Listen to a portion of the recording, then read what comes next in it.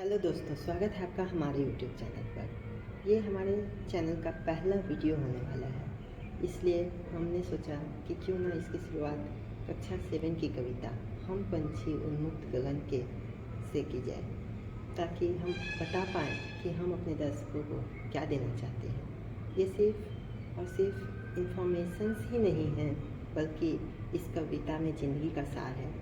क्या आपको नहीं लगता कि आज़ादी आपको ज़्यादा प्रिय है? अगर आपको कोई आपकी स्वतंत्रता कोई छीन ले, तो आपको जो अनुभव होगा वही पंछियाँ व्यक्त कर रही हैं। असल में शिवमंगल सिंह सुमन जी ने पंछियों के माध्यम से मनुष्य की स्वतंत्रता का ही वर्णन किया है। तो चलिए देखते हैं पंक्तियाँ। हम पंछी उन्मुक्त गगन के पिंजरबद्ध न गा पाएंगे, कनक तीलियों से टकराकर पुलकित पंख टूट जाएंगे।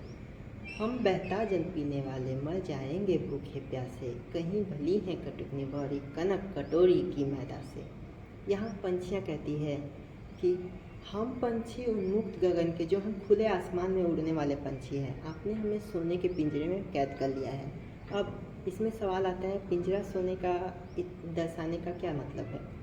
कहने का मतलब है ये कि अगर बेड़ियाँ सोने की भी हों तो बेड़ियाँ पाबंदी ही लगाती हैं। उसी प्रकार पिंजरा चाहे सोने का हो चाहे लोहे का, पिंजरा तो आपको कैद करने के ही काम आएगा, वो तो आपकी स्वतंत्रता को छीनेगा ही। तो पंछियाँ कहती हैं कि पिंजरबद्ध न गा पाएंगे, कनक तीलियों से टकराकर पुलकित पंख टूट जाएंगे। और जो हम उड़ना सीखने भी हैं, वो भी इस सोने के जाल में रहकर हम उड़ना भी भूल जाएंगे। हम बहता जल पीने वाले, कहाँ हम बहता जल पीते थे और खुले आसमान में उड़ा करते थे। आगे वे कहती हैं कि आपके द्वारा सोने के कटोरी में दिए गए वो पकवान भी हमारे उस निबौरी की से अच्छे नहीं हैं।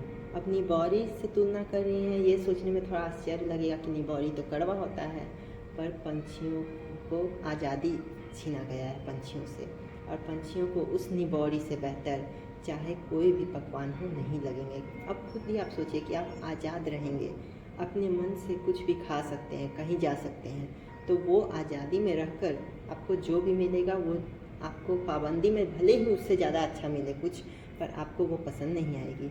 आगे वह पंछी अपने दर्द को व्यक्त करते हुए कहती हैं कि स्वर्ण श्रृंखला के बंधन में अपनी गति उड़ान सब भूले, बस सपनों में देख रहे हैं तरु की फुनगी पर के झूले।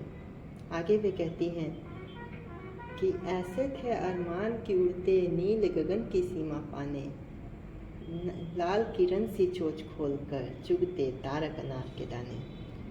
पंछियाँ व्यक्त करती हैं कि हमारा तो अरमान ऐसा था कि हम खुले आसमान में उड़ते, हमसे पंछियों के बीच भी होड़ लगती है। वो जो रेस हम लोग कहते हैं ना, वो रेस लगती है कि चलो इस आसमान को कौन पार कर सकता है। तो वे वही वर्णन करती हैं कि ऐसे थे अरमान की उड़ते नील गगन की सीमा पाने, लाल किरण सी चोंच खोलकर चुगते तारक अनार के दाने। जो अनार के चमकीले दाने हैं उन्हें हम चुगते खुले आसमान के नीचे। तो इसमें उन्होंने पूरे अपने दर्द को व्यक्त करते हुए कहा है कि हम आज़ाद होना चाहते हैं, सोने के पिंजरे में कैद होना नहीं चाहते। आगे पंछियाँ कहती हैं कि होती सीमाहीन क्षितिज से इन पंखों की होड़ा-होड़ी, या तो क्षितिज मिलन बन जाता या तनती सांसों की डोरी।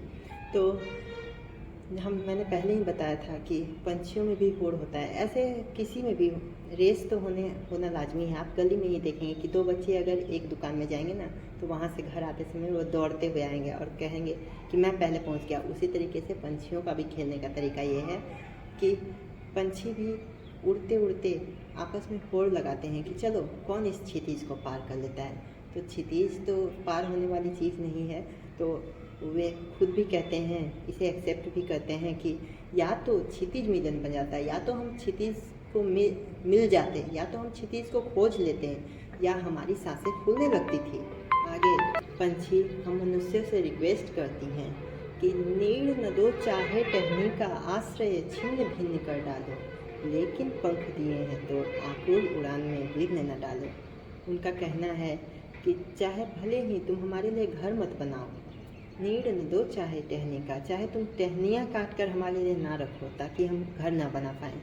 आश्रय छिन्न भिन्न कर डालो, हमारे बनाए गए घोंसलों को भले ही तुम तोड़ दो, फोड़ दो, पर पंख अगर भगवान ने दिया है मुझे तो मुझे उड़ने दो, क्योंकि मुझे उड़ना तुम्हारे इस सोने के पिंजरे, 56 प्रकार के व्यंजन सभी से बहुत ज़्यादा प्रिय है। ऐसे भी आज़ादी किसे प्रिय नहीं होती है। तो पंक्तियों के माध्यम से श्री मंगल सिंह सुमन जी ये दर्शाती हैं कि जिस प्रकार पंछियों को पंख उड़ने के लिए दिया गया है, उसी प्रकार हर लोगों को जो भगवान ने ज़िंदगी दिया है, हर लोगों को विशेषता दी है, उन्हें उस विशेषता के साथ छोड़ दिया जाए, उन पर पाबंदी ना लगाई जाए, ताकि सब कोई अपने तरीके से जी सके और सब कोई अपने ऊपर किसी तरीके का पाबंदी को ना अनुभव करे, क्योंकि आप जानते हैं कि पाबंदी में रहकर तो गुलामी ही की जा सकती है। अगर स्वतंत्रता दी जाए तभी तो आसमान की बुलंदियों को छुआ जाएगा।